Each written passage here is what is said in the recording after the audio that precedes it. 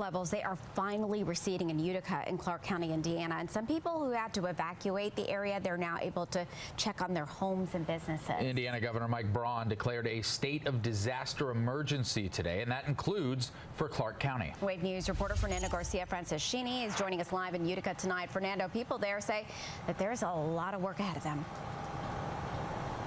Yeah, Myra, Brian, tonight we are in Locust Street here in Utica, where water levels have certainly started going down, but there is still a lot of water here in the streets. If you can see the shot right now, you can see straight into the Ohio River. It looks like the Ohio River and Utica are one right now. Now, the people we spoke to, again, feel very encouraged by the fact that the water is finally going down, and they tell me they are going to rely on each other to get through this disaster.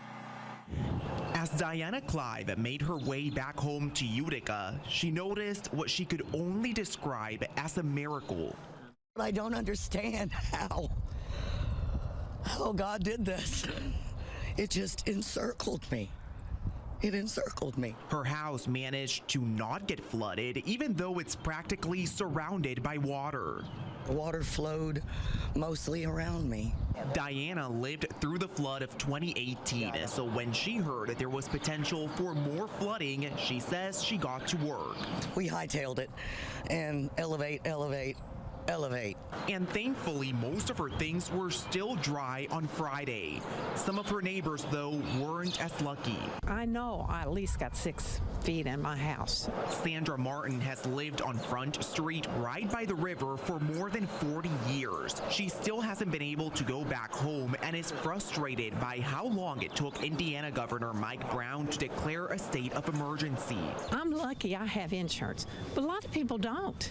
These people need some help. But while her neighbors wait for that state assistance, Sandra knows the Utica community will come together to help. After all, it's a small, tight-knit community, one that Diana is proud to be a part of. We're gonna get through this. And am I staying? Heck yeah. Come hell or high water, I'm a Utican.